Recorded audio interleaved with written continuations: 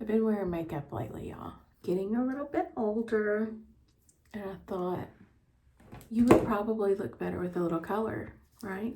A little color to you. I've been watching one of my favorite YouTubers. She's actually carnivore. Her name is Lisa D1. She does like fashion and makeup and all kinds of stuff. She's in her 50s. I like to be inspired by people who are older than me, you know? Oh, this primer is really... Should I have not put it on my eyes? I also got this setting spray, okay? Because I want to set my makeup. It's ridiculous, I know this. You know, sometimes when you do YouTube, it's like, it's hard to know exactly where your focus should be. I mean, we're multifaceted people. With YouTube, I want it to be a long-term thing, you know? I think that people are really tired of all the nonsense, like as far as all these perfect houses. I mean, y'all, I got doors from the 70s. They've got dog scratches on them, okay? This general area right here. But I think it's relatable. Like, people's houses aren't perfect. You know? I don't want to see somebody who is perfect. I don't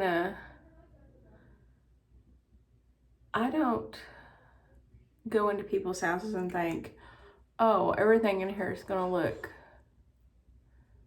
to look stellar. Because it's not realistic. Like, we are out here living, and in this economy, we can't hardly afford to, I mean, even the people that make good money, it's just like, it's always something, you know? I want to enjoy our lives. It's 2020. My life has just not been the same. It just hasn't. It's felt weird. It just hasn't felt the same at all. Like, I just feel like I lost myself and lost any sense of reality. And I don't know, maybe it's like I'm kind of menopausal. I'm not menopausal, but I'm heading that direction. So maybe that's part of it. Like, my brain's just not working like it used to, but like, I'm super forgetful. And I mean, I don't necessarily think anything's wrong. I just think that's just how I am now. It's like a traumatic, you know, we've been through a lot of trauma. And in a lot of ways, we learned what was important. And then in a lot of ways, we kind of lost sight of what was important. My theory is that people are tired of the fake, phony, perfect. Like, we want to see relatable. I know I do. And let's face it, most people are not living in mansions with the nicest of everything. That's why I made a little series before about regular people houses. It was this thing that me and my husband used to talk about years ago. He would be like, wouldn't it be funny if there was a series kind of like MTV Cribs, just called Regular People Houses? In this show, you would just take people around your house and show them the jacked up stuff, you know? You know, it's comfortable, it's yours, but there's always just something a little jacked up. For example, this, okay? The cat sharpened its claws on the wall and ripped a piece of wallpaper, and then of course one of the children decided to pull it off. So now there's just, but I have other priorities in my life. It's not decorating and cleaning. That stuff is not for me. You know? I wish it were. I've tried to make it. It's just not. Would I like to have better things? Sure. But I like vacations, I like electronics.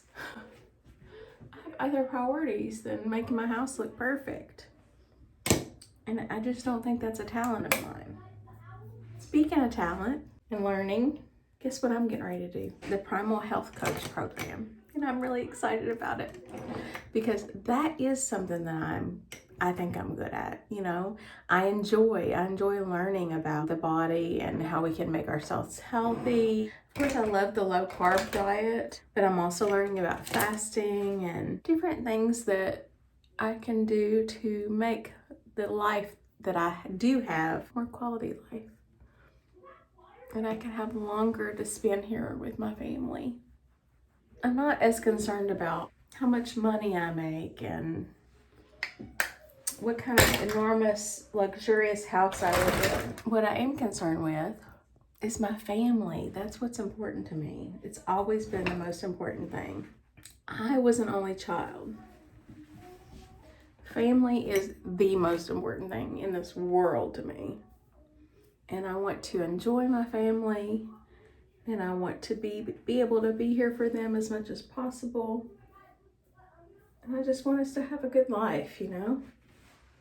Y'all, I cut my hair myself the other day.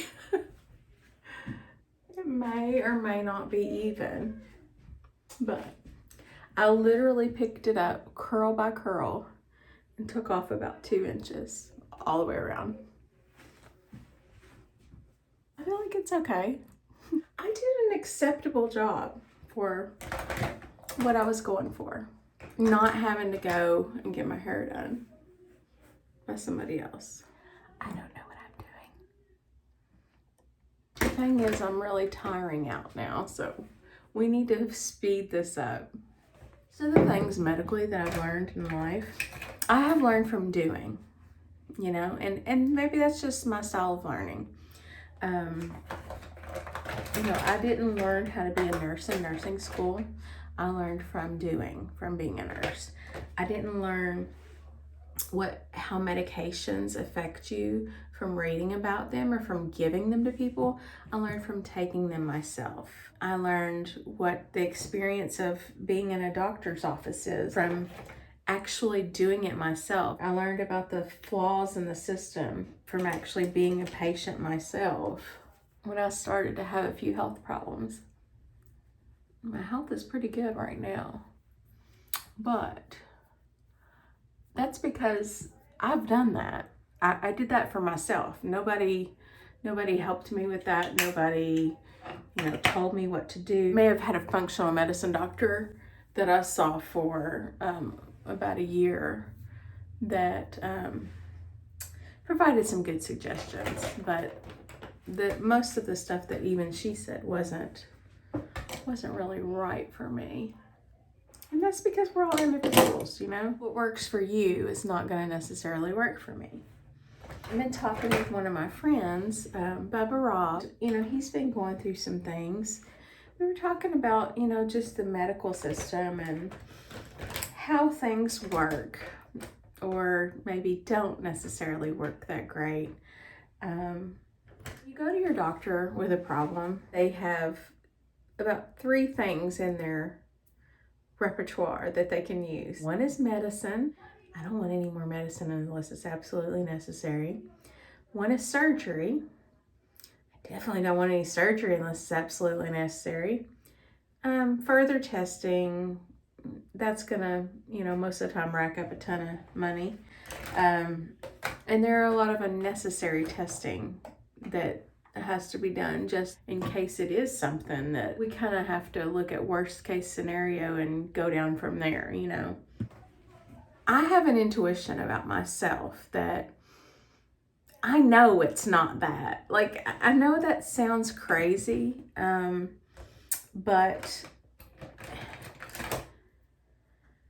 when you've lived your life and you know how your body responds to different things, okay, for example, they'll say, oh, well, you probably have carpal tunnel. No, I know I don't have carpal tunnel, okay? Because if I had carpal tunnel, there are different ways that you know things. And sometimes you don't even know how you know those things, okay? But for example, I know I don't have carpal tunnel, or I may have a mild carpal tunnel, but it's not something that causes me problems like, on a regular basis. However, when I'm inflamed, then I will have symptoms of, maybe what they would call carpal tunnel, whatever. It's all inflammation, Almost every symptom of everything that I've ever had has been a result of inflammation. And instead of getting down to the bottom of why Why are you having that? Why are you having that symptom? Why are you having this condition, this illness, this disease? Okay. Instead of getting down to that, they want to do a million tests that, you know, you probably can't even afford to have done to begin with, because let's face it, not everybody's insurance is, you know, top notch. And then in between the testing, I might add, they want to call you and say, well, first of all, they'll have someone else in the office call you. It's not going to be the doctor, okay? So you're not going to be able to ask any more follow-up questions on the testing. If you do, they're not going to know the answers to those. So then it's going to be like a game of phone tag. What they're going to do is they're going to call you and say, oh, Kim, your test was negative. And I'm like, negative for what? What do you mean negative? You mean you couldn't find the cause of my aches? Okay, I'm negative. So I must be just making this up. I mean, I'm not saying you found anything on your test. That's great. You didn't find something. That's great, wonderful, whatever. But what happens is after they hang up the phone, there's no follow-up. Nobody calls you and says, hey, Kim, are you still having that ache? Hey, Kim, do you want to go for another test? Or do you want to try this? Or what do you want to try? No. You've already went and you've spent your money on your copay, or, God forbid you have an HSA like I have, and then you're just pretty much paying the insurance cost. But you've already spent your money. You've taken time out of your day. You've taken time off work. And guess what? Now you get to go do it all again, because nobody's going to call you and say, oh, let's follow up. Let's follow up on what we had already been discussing. Let's follow up on what we're already in the process of doing that you've already paid me money for. No, they're not going to do that. They're going to say, okay, clean slate, you got to start all over again. You have to take it upon yourself to call the doctor and schedule another appointment, for which you're going to have to take more time off work, spend more money on the actual appointment, and then come together with a doctor that's going to have to refresh their memory about the problem that you're talking about to begin with, and maybe send you for another test. By this time, either your pain has completely stopped and figured itself out, or perhaps you're still having pain and it's gotten worse, and you're trying to deal with that with maybe whatever medication they've given you, or who knows by that point. I have this other little palette by e.l.f. and I'm using a little bit of highlighter from that. We're gonna see what happens when you put a little up here. They say you're supposed to put it wherever you want things to pop. Meep. Oh, that might be too much popping. Can't pop like that, okay? I don't know what I'm doing. So, you go back to the doctor, okay? So this time you're like, Doc, I'm still having this problem. You never called me back and told me anything that I needed to do. So I'm just out here in left field by myself, wondering what should be my next move, because I still have this problem. And, then he'll send you for another test. He or she will send you for another test, or give you another medication to try, or, never any talk about changing your diet. Never any question of what are you eating.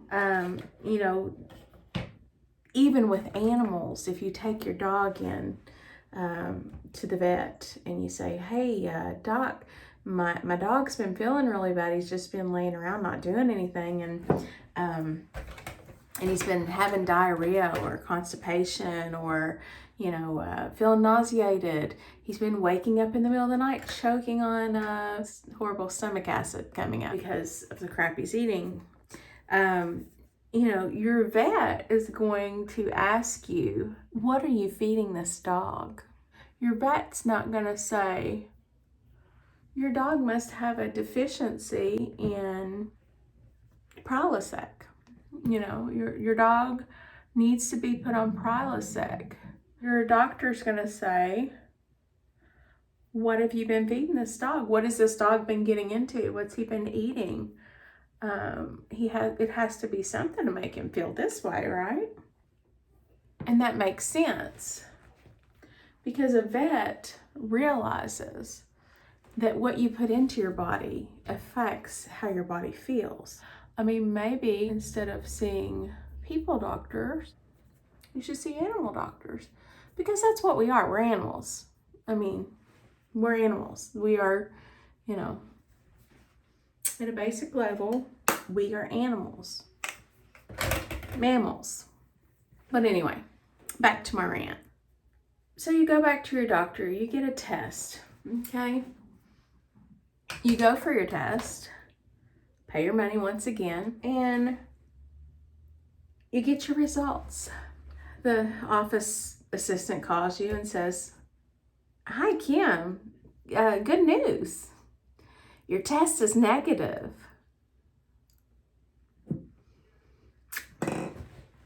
So where are you supposed to go from here? This is why I would love to create a business where I, as a nurse, helped a patient, kind of like a patient navigator, like a healthcare navigator. Like I would, for a small fee, for a nominal fee, I would help the patient navigate this healthcare system that I can barely navigate, by the way. And I would just go to bat for them and do all the follow-up calling and help them speak with the doctors and with the office staff and do all this back and forth. But this is a cost that most people couldn't afford to pay, unfortunately. So it would probably just be reserved for the more well-to-do people, which is really not who I want to help to begin with. I feel like they get enough special attention because of the amount of money that they have. I want to help the everyman. In order to do this, I can probably best do it by talking directly to them on YouTube or another platform, whichever platform. But I want to help people learn to navigate the system, and I want to improve. I want to improve the system. I don't know that I would be able to do that, though. I don't know if I have the ability to improve the system. So I'm probably best to just help people on a broader scale to realize what they're putting in their bodies and that's what's doing it. That's what's making you feel so bad. Just like my mother always told me, what you put in your body is going to affect how you feel. What you put in your body, folks, is literally what this is made of, what your skin is made of, what your bones are made of, what your blood is made of. It's literally the building blocks. So do you want to give it Captain Crunch or do you want to give it bacon and eggs? I mean, it's that important, that we get this figured out. So, but yeah, so the system's messed up. So you went to your doctor and you got all your tests done and you've still got another negative. So by this time, what's happened is you're growing frustrated and you're either going to be a lifetime frequent flyer patient who may or may not get any help whatsoever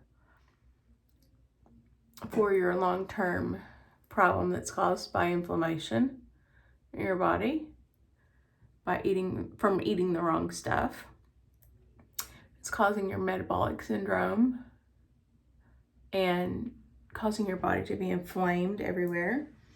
So you're either going to get little to no help and just be a lifelong patient, which they'll be happy to see you as many times as you come back. I mean, just let's face it, it's not, I mean, that's literally why they're there, you know. And I'm not saying they don't want to help you. They just, I don't think they know how, you know. There's no teaching of, there's not a lot of teaching of nutrition and actually prevention of disease. So they probably just don't know how to help you. But yeah, they'll be willing to see you, and they'll do surgery after surgery on you until there's nothing left to do surgery on. And you know, there are complications with these surgeries. They're not all, it's not all you know, quick and easy and okay, I had this surgery and now everything's better and I'm gonna move on with my life kind of thing. You know, sometimes one surgery leads to another. Anybody who's ever had back surgeries can attest to that. You know, you have one back surgery, and in an ideal world, that would be it. Let's face it, this is not an ideal world. This is the real world. And what's going to happen is, most likely, that back surgery is going to lead to your next back surgery. And your next back surgery is going to lead to your next back surgery. And then there may be some other surgeries in there because you may discover other things that are just not quite tip-top shape with all the inflammation that you have in your body. And, you know, you may need more medications. You definitely will need more medications. You know, when people leave after having surgery, they go get their prescriptions, okay? It's not surgery and then nothing. It's most likely they've added some more medications to your daily routine. And from my experience, by the time people get into their 70s, most are on a handful. If they've followed all of their doctor's recommendations and they've taken everything that their doctor wanted them to take, most are on a handful of drugs. I'm talking 15, 20 drugs daily that we're opening and giving them every single day. You know, we all know that there's such a thing as drug interactions, obviously. So how do you know? How do you know after so many drugs together? You know, they may have their interactions for this and this drug and say, oh, don't take these together. You know, that's going to harm you. But what about this, this, this, and this together? Or this, and this together? How might that change? How might the chemistry of all that, taking all these medicines and you got this big chemistry experiment going on in your belly. So that's always been a concern for me. That's always been something that's just been baffling to me, that, you know, how can we say how these things are really performing in our gut, changing and really affecting us? I mean, maybe we could do a study about it. You know, I'm sure a drug company would have lots of money to do that study, right? I mean, they would have nothing to gain from that, right? So myself, I don't want any more medications if I don't absolutely have to have them. I might take some antibiotics if I'm really sick and I've given it a while and it's not getting better. Or if I had a nasty infection, or, you know, there may be some other medications I'd be willing to take. What I plan to do is I plan to eat the right foods to keep my body healthy, to prevent diabetes from happening to me in the first place. Just to have a little bit more control over my body. I'm not going to turn over my body to somebody that I barely know and make it their responsibility. My body and my health is my responsibility.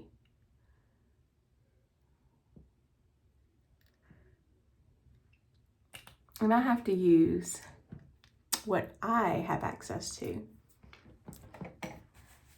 improve my health. So, I'm going to study. I'm going to eat good food. I'm going to study some more. And I am going to give my body what it needs to perform optimally. And yes, if I need to go see a doctor, absolutely I will. I don't think they're there to harm me, but I'm not turning myself over. I'm not a science experiment.